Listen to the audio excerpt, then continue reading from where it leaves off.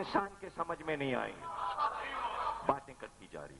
جو معجزے عطا کر دیے گئے ذوالفقار کو، جو عصائے موسیٰ میں تھے، جو ہر پیغمبر کے ہاتھ میں معجزے تھے، وہ سب ذوالفقار کو دے دیے گئے، اور سارے معجزوں کا ظہور کربلا میں ہوا۔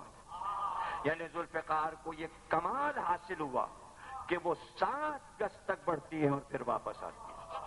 ذوالفقار کو یہ معجزہ دیا گیا کہ دونوں منہ جو ہیں اژدہے کی طرح کھول کر چاہے تو پورے آدمی کو ہڑپ کر جائے، اژدہا بن کے جائے۔ ذوالفقار اگر چاہے تو اپنی نوکوں سے آگ کے شعلے برسائے۔ یہ سارے ہتھیار بعد میں بنے ہیں، کلاشنکوفیں اور تلواریں، آج کل کی فیشن کی بندوقیں، گولیاں پھینکنا، آگ برسانا، بم گرانا، گرنیڈ پھینکنا، سب ذوالفقار کر چکی۔ اور ابھی باقی جو کچھ ہے سارے ہتھیاروں پر اوس پڑ جائے گی، زنگ لگ جائے گا۔ صرف تلوار ہوگی جب امام زمان آئیں گے، اور تلوار ہر کام دکھائے گی، تلوار ہر کام دکھائے گی۔ درخت بھی بن جاتی ہے، سایہ بھی بن جاتی ہے، تکیا بھی بن جاتی ہے، باتیں بھی کرتی ہے، شعلے بھی، اور کبھی کبھی پیراک کی طرح جیسے دریا میں مچھلی تیرتی ہے، کبھی اوپر آئی کبھی نیچے گئی، کبھی اوپر آئی کبھی، تو اس طرح میدان میں کبھی اوپر جا رہی تھی کبھی نیچے جا رہی تھی، کبھی زمین تک جاتی تھی کبھی آسمان تک جاتی تھی، کبھی وہ پیراک بن جاتی تھی۔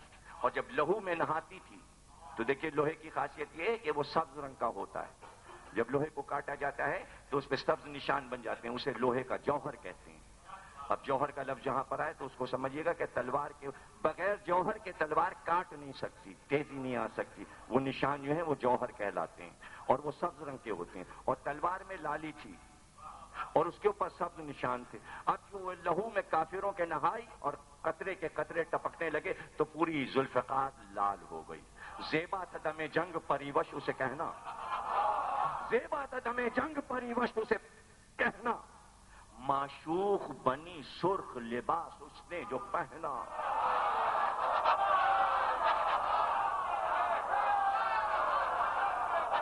زیبا تھا دم جنگ پریوش اسے کہنا، معشوق بنی سرخ لباس اس نے جو پہنا، جوہر سے کہ پہنے تھی دلہن پھولوں کا گہنا، جوہر سے کہ پہنے تھی دلہن پھولوں کا گہنا، اور اس اوج میں وہ سر کو جھکائے ہوئے رہنا، اس اوج میں بلندی میں سر کو جھکائے ہوئے رہنا دلہن بنایا۔ بڑا مشکل تھا کہ میدان جنگ میں ذوالفقار کو دلہن کے روپ میں لال لباس پہنا کر، زیور پہنا کر، سر دلہن کا جھکا ہوا، دلہن آتی ہے تو سر جھکائے ہوئے، اس کو دلہن بنایا۔ لیکن دلہن بنانے کے لیے دولہا ضروری تھا، تو 5ویں چھٹے مصرے میں بتایا کہ دلہن تو بنا دیا، دلہن بغیر دولہا کے نہیں ہوتی۔ زیبا تدم جنگ پریوش اسے کہنا، معشوق بنی سرخ لباس اس نے جو پہنا، جوہر سے کہ پہنے تھی دلہن پھولوں کا گہنا، اس اوج میں وہ سر کو جھکائے ہوئے رہنا۔ سیبے چمن خلد کی بوباس تھی، پھل میں رہتی تھی وہ شبیر سے دولہا کی بغل،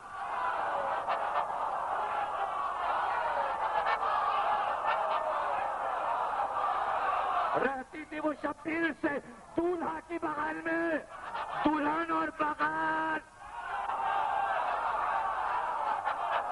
یہ ہے شاعری کا کمال، یہ ہے شاعری کا کمال، یہ ہے اردو ادب کے معجزات، یہ ہے عزاداری حسین کے معجزات۔ تقریر پوری ہو گئی، میں آپ سے پوچھ لوں تاکہ مزاج برہم نہ ہو جائے، سنیں گے یا ختم کروں؟ سب لوگ بولے تب ہے نا بات۔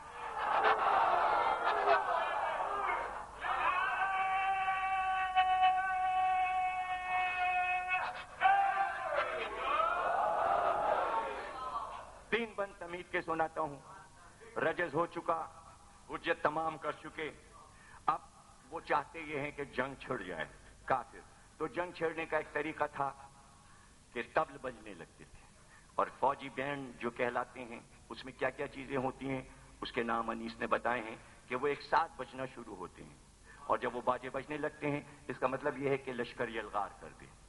تو جب حسین حجت تمام کر چکے، خطبہ دے چکے، رجز دے چکے کہ بھئی ہمیں لڑنا منظور نہیں ہے لیکن وہ لڑنا چاہتے ہیں، تو فوراً انہوں نے دف بجا دیا، اور امام حسین نے بھی ادھر دیکھا کہ اب یہ باز نہیں آئیں گے، تو تو یہاں سے بیچ سے ایک بات انیس شروع کر رہے ہیں. وہ دو بند آپ سنیے کہ کیسے لڑائی چھڑتی تھی. ناگا بجے جلاجلو کرناؤ تبلو دف، خاموش ہو گئے شہ مظلوم اس طرف. اب باجوں کا کیا جواب ہے؟ ادھر باجے بجے، خاموش ہو گئے شہ مظلوم اس طرف، چلوں میں تیر جوڑ کے بڑھنے لگی جو سب، اگلی ادھر نیام سے تیغے شہ نجف.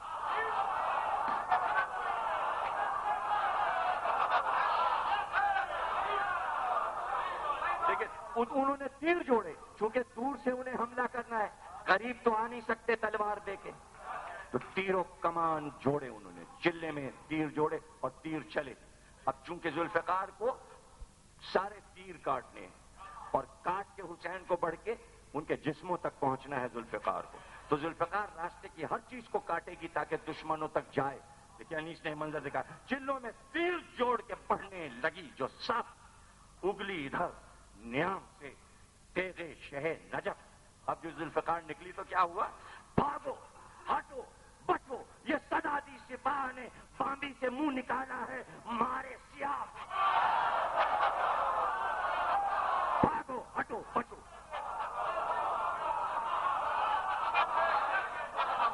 دیکھیے صرف تیغ نکال کے دھمکی دی ہے، ابھی چلائی نہیں ہے، نکال کے روک لیا.